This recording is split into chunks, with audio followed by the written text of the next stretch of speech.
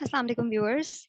I'm here with another series of psychology videos, and this time we will be covering psychology MCQs, which have been gathered from multiple different sources to enhance your preparation in a better way.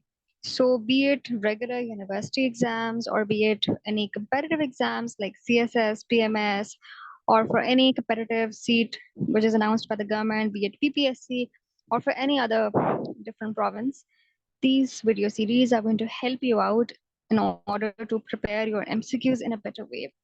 So I will be discussing the reasons for choosing a certain option. So we will be discussing why a particular answer is the correct one, because I believe that whenever you are practicing MCQs, you should rely on concepts instead of rote learning. So that is the essence of, starting these video series.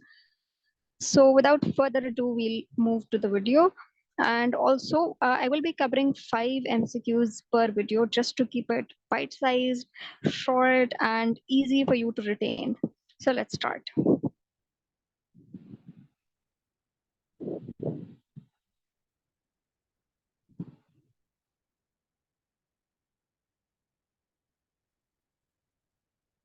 All right. So the first question that we have, Freud believed that adult problems usually, option A, result in Freudian slip, option B, result in bad dreams, option C, can be traced back to critical stage during childhood, and option D are the result of poor behavior. So we are going to basically deconstruct all of these options and see कौन सी option जो है वो ज़्यादा हमारे लिए suitable होगी. सो पहली चीज ये कि फ्रॉइडियन जो स्कूल ऑफ थॉट था, जो साइकोएनालिटिक स्कूल ऑफ थॉट था, that mainly relied on our childhood experiences, right? But he also talked about other different concepts like Freudian slip की बात उसने की, उसने ड्रीम एनालिसिस की बात की. सो आपको इन द फर्स्ट गो ए और बी भी ठीक लग रहे हो सकते हैं कि यार हाँ, यूजुअली प्रॉब्लम्स जो है वो हमारी स्लिप ऑफ टंग से बाहर मैनिफेस्ट होते हैं, या ड्रीम वर्ल्ड के थ्रू भी जो हमारा सबकॉन्शियस या अनकॉन्शियस मटेरियल है वो मैनिफेस्ट हो रहा होता है. Then let's look at option D.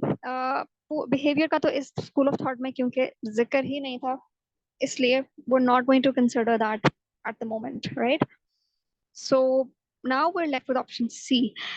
I will focus on why we're choosing option C is because एक तो फ्रॉयड ने बात की थी स्टेजेस की, तो जब भी आपको कोई आंसर ज्यादा एलैबोरेट लगे, ज्यादा close to that particular problem statement in mind लगे, आपने हमेशा उसको चूज करना है. So critical stage during childhood से हमारे जहन में फौरन फ्रॉयड के साइकोसेक्सुअल स्टेजेस आते हैं, ठीक है? So that's how we end up in choosing option C.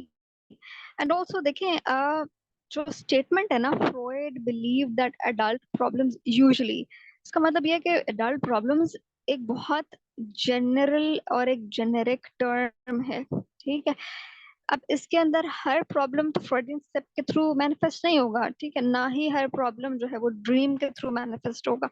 So there's one thing which is generalizable and which Freud heavily relied upon, which is his psychosexual stages.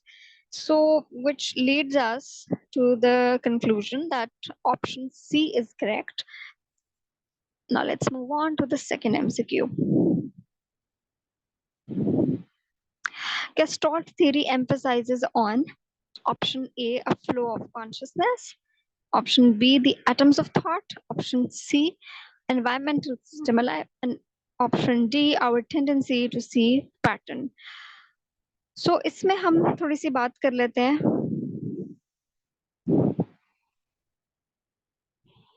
All right.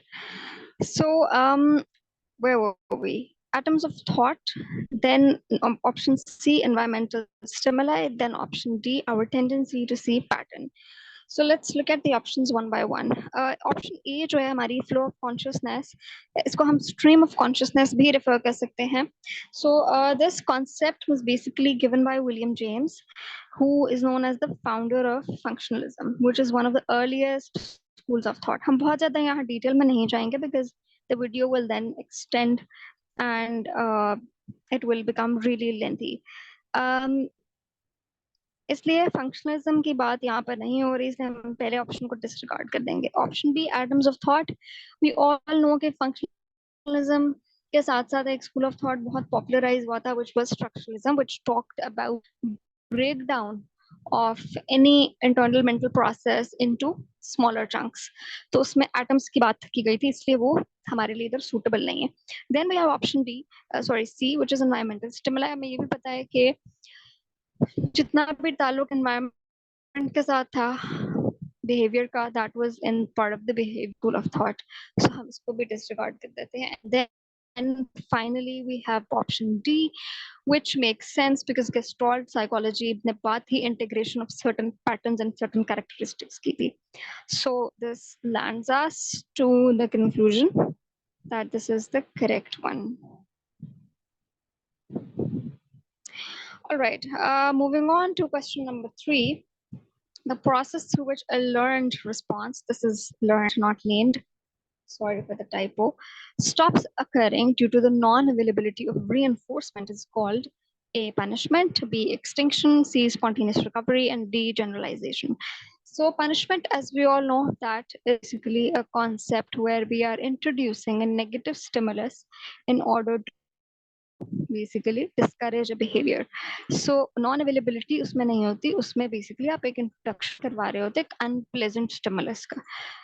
तो option A नहीं होगी. Option C में क्या होता है कि you're not really making any effort, but because एक stimulus ऐसा environment में occur होता है which is similar to a previous stimulus, तो वहां पर spontaneously behavior repeat होना शुरू हो जाता है या recur होना शुरू हो जाता है, which is slightly different concept. Then option D is कि आप जब एक साउंड आपने सुनी, फॉर एग्जांपल बेल की, उसके बाद एक और साउंड आपको आई which was similar, maybe it was a chime, so that's how you're going to make a connection and that is how the behavior will be generalized.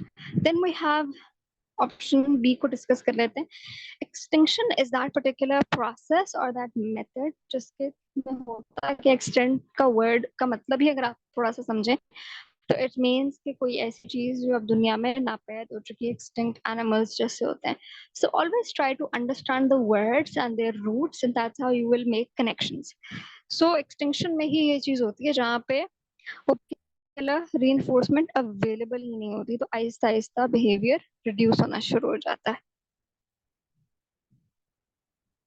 So that's the correct answer. Okay, so our next question.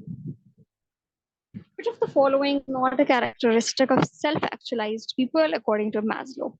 मैंने बहुत basic सवाल उठाए हैं और बिल्कुल initial जो हमारा introduction to psychology वाला लेक्चर है, I'll mention it in the bookmark at the top of this video ताकि आप लोगों के लिए आसानी हो जाए उसको भी, if you want to go through that, the concepts उससे clear होंगे. अच्छा, so Maslow की जो theory थी, we all know that was basically a theory of motivation and how people achieve different ladders and they reach a certain potential which is basically their highest potential.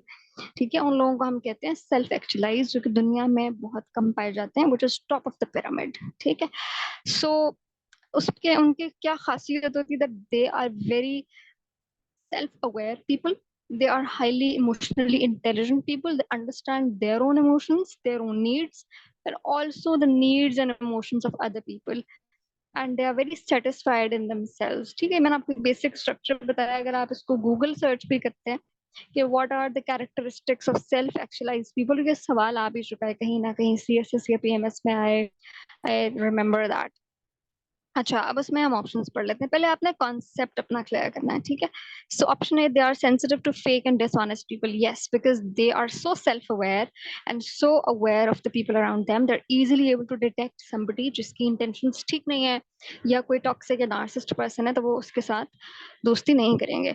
Then they have efficient perceptions of reality, of self and others. Yes, they do.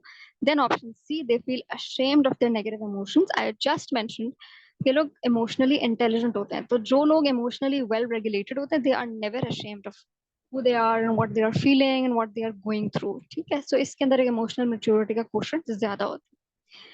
Then they live creatively and fully using their potential. So we all know कि self actualized लोग वही होते हैं जो अपनी potential को बहुत optimal तरीके से use करते हैं, अपने skills को groom और polish करते हैं. So which leads us to the right answer, which is option C. They feel ashamed of their negative emotions. Now we move on to our last question for this video series. Which part of personality opposes the irrational desires of id according to Freud's psychoanalytic theory of personality?